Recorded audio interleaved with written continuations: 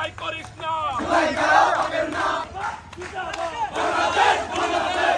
কক্সবাজারের মাঠে সালাউদ্দিন ভাই বাঁচিয়ে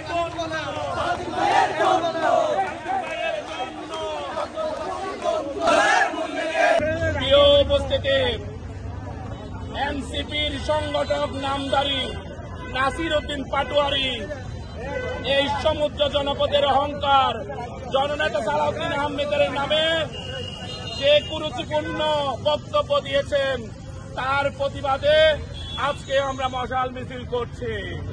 এই উপস্থিতি, এনসিপি নামক সদ্য প্রস্ফুটিত একটি দল দেশের যেই প্রান্তে জুলাইকে পুঁজি করে পদযাত্রার নামে অরাজকতা সৃষ্টি করছে, প্রত্যেকটি জেলায় তাদেরকে ধিক্কার জানাচ্ছে।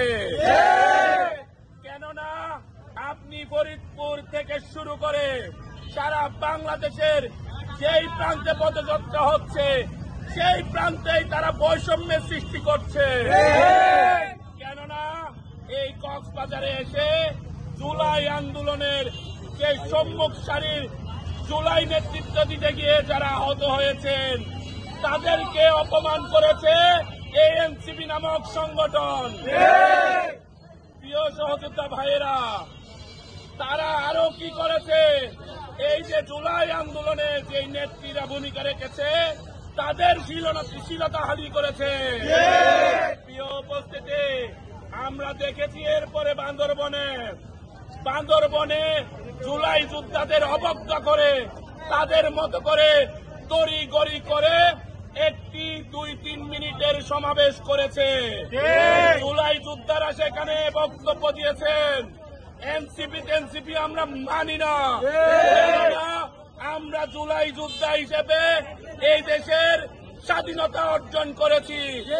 জুলাই করিস না, জুলাই কারো পাবেন না, জুলাই কারো পাবেন না, জুলাই করিস না, জুলাই করিস না, জুলাই কারো পাবেন না।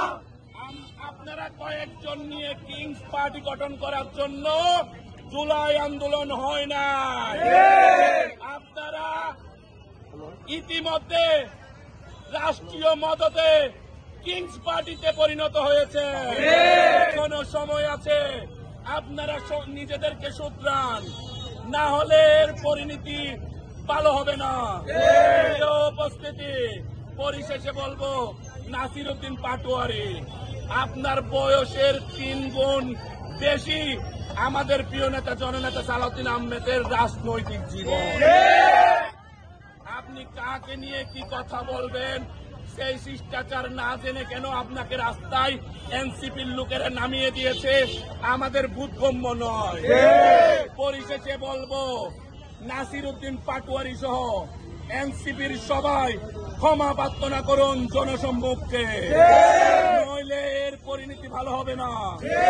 প্রিয় উপস্থিতি, আমাদের আবেগের জায়গা, আমাদের ভালোবাসার জায়গা জননেতা সালাউদ্দিন আহমেদ। আমাদের আবেগের জায়গায় যদি কেউ হাত দিতে চায় তার পরিণতি সুখকর হবে না। আমাদের ভালোবাসার জায়গা,